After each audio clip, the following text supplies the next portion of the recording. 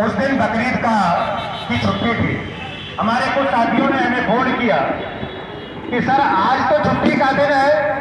आज सचिवालय बंद है, पूरे प्रदेश में छुट्टी है, तो ये आदेश निर्गत कैसे हो गया, लगता है फर्जी है। फिर मैंने एक अपने संबंध में बड़े अधिकारी शासन में उनको मैंने फोन किया। उन्होंने कहा नहीं, ये जियो सही है,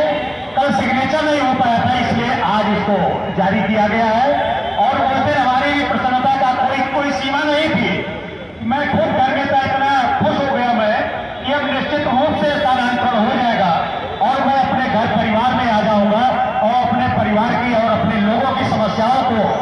आसानी से उनका समाधान कर पाऊंगा।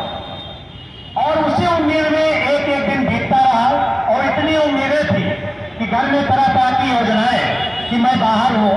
बेटी एक है वो बाहर है, पत्नी बीमार है, कि आगे हमको परिवार की कैसे परिवार को मैनेज करना, कैसे चीजों को चलाना है, ये बैठ के हम प्लानिंग कर रहे थे। उसी बीच 20 तारीख के आसपास से ये आभास होने लगा कि इसमें कुछ खेल चल रहा है। और आते आते वो 27 तारीख को जब ऑनलाइन स्थानांतरण की सूची जारी हुई और ऑफलाइन की सूची रोक ली गई, उसके बाद से जो एक अंदेशा था ये निश्चित हो गया कि नहीं, इसमें किसी न किसी स्तर से बहुत बड़ा खेल हुआ हम लोगों के साथ धोखा हो रहा है। और फिर हम लोगों ने अपने शिक्षक साथियों को एकत्रित करना शुरू किया, संगठन के पदाधिकारियों से बात करना शुरू किया। और आज भी 7 जून से लेकर के 7 जुलाई तक जो एक 17 दिन अभी जब 14 तारीख को धरना हुआ था तो मैं भी उस दिन था। शिक्षा निदेशक महोदय ने मौखिक रूप से कहा और लिखित रूप में भी दिया कि मंत्री महोदय एम्स में एडमिट है, उनके आने पर इस पर विचार करके इसका शीघ्र निस्तारण कराया जाएगा। और जब सुरेश त्रिपाठी जी अंदर मिलने गए थे शिक्षा निदेशक महोदय से, उसके 5 मिनट बाद व्यक्तिगत अकेले में जाकर मैंने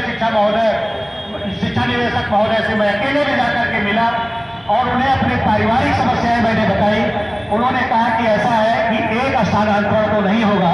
मैं जानता हूं कि आप लोग बहुत परेशान हैं। मैंने कहा सर ऑफलाइन स्थानांतरण वही साथी चाहता है, वही शिक्षा बहनें चाहती है जो पारिवारिक रूप से या जो है अपने स्वास्थ्य के दृष्टिकोण से बहुत परेशान है, वही चाहता है। इसलिए इस पर सहानुभूतिपूर्वक विचार करने कर निर्गत कराने का सर प्रयास कीजिए।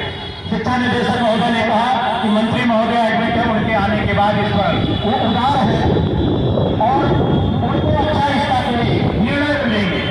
हमने कहा, हमें भी लगा कि राम राज्य की सरकार चल रही, राम राज्य की संकल्पना ने जी रहे हैं,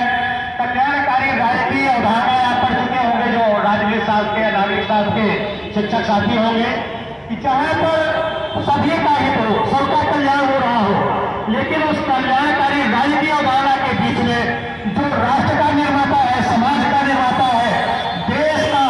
निर्माता है और देश को रास्ता दिखाता है, वो शिक्षक आज अपने घर परिवार को छोड़ करके, अपने विद्यालयों को छोड़ करके, जो अपने विद्यालयों में आज के डेट में होता और वहां उन गरीब परिवारों के शिक्षकों, बच्चों को,